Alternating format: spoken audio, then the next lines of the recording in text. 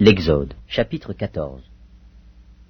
L'Éternel parla à Moïse et dit : Parle aux enfants d'Israël, qu'ils se détournent, et qu'ils campent devant Pi-Hahiroth, entre Migdol et la mer, vis-à-vis de Baal-Tsephon. C'est en face de ce lieu que vous camperez, près de la mer. Pharaon dira des enfants d'Israël : Ils sont égarés dans le pays. Le désert les enferme. J'endurcirai le cœur de Pharaon, et il les poursuivra. Mais Pharaon et toute son armée serviront à faire éclater ma gloire, et les Égyptiens sauront que je suis l'Éternel. Et les enfants d'Israël firent ainsi. On annonça au roi d'Égypte que le peuple avait pris la fuite. Alors le cœur de Pharaon et celui de ses serviteurs furent changés à l'égard du peuple. Ils dirent : Qu'avons-nous fait, en laissant aller Israël, dont nous n'aurons plus les services ? Et Pharaon attela son char, et il prit son peuple avec lui. Il prit 600 chars d'élite, et tous les chars de l'Égypte. Il y avait sur tous des combattants. L'Éternel endurcit le cœur de Pharaon, roi d'Égypte, et Pharaon poursuivit les enfants d'Israël. Les enfants d'Israël étaient sortis la main levée. Les Égyptiens les poursuivirent, et tous les chevaux, les chars de Pharaon, ses cavaliers et son armée, les atteignirent campés près de la mer, vers Pi-Hahiroth, vis-à-vis de Baal-Tsephon. Pharaon approchait. Les enfants d'Israël levèrent les yeux, et voici, les Égyptiens étaient en marche derrière eux. Et les enfants d'Israël eurent une grande frayeur, et crièrent à l'Éternel. Ils dirent à Moïse : N'y avait-il pas des sépulcres en Égypte, sans qu'il fût besoin de nous mener mourir au désert ? Que nous as-tu fait en nous faisant sortir d'Égypte ?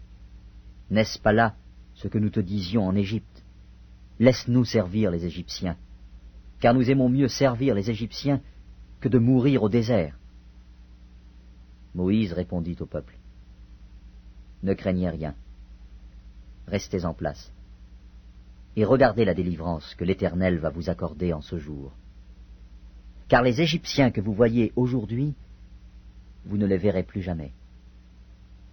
L'Éternel combattra pour vous, et vous, gardez le silence. L'Éternel dit à Moïse : Pourquoi ces cris ? Parle aux enfants d'Israël, et qu'ils marchent. Toi, lève ta verge, étends ta main sur la mer, et fends-la. Et les enfants d'Israël entreront au milieu de la mer, à sec.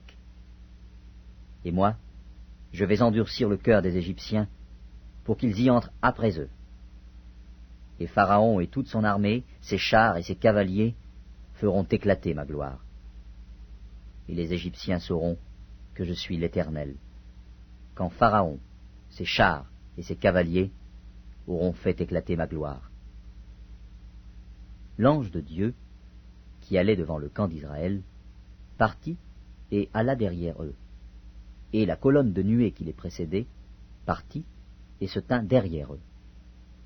Elle se plaça entre le camp des Égyptiens et le camp d'Israël. Cette nuée était ténébreuse d'un côté, et de l'autre, elle éclairait la nuit.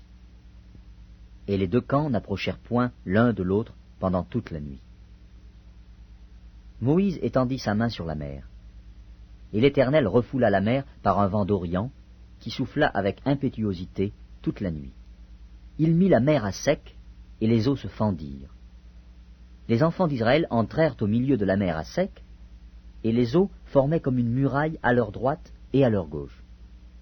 Les Égyptiens les poursuivirent, et tous les chevaux de Pharaon, ses chars et ses cavaliers, entrèrent après eux au milieu de la mer. À la veille du matin, l'Éternel, de la colonne de feu et de nuée, regarda le camp des Égyptiens, et mit en désordre le camp des Égyptiens. Il ôta les roues de leurs chars, et en rendit la marche difficile. Les Égyptiens dirent alors : Fuyons devant Israël, car l'Éternel combat pour lui, contre les Égyptiens. L'Éternel dit à Moïse : Étends ta main sur la mer, et les eaux reviendront sur les Égyptiens, sur leurs chars et sur leurs cavaliers. Moïse étendit sa main sur la mer, et vers le matin, la mer reprit son impétuosité, et les Égyptiens s'enfuirent à son approche. Mais l'Éternel précipita les Égyptiens au milieu de la mer. Les eaux revinrent et couvrirent les chars, les cavaliers et toute l'armée de Pharaon, qui était entrée dans la mer après les enfants d'Israël. Et il n'en échappa pas un seul.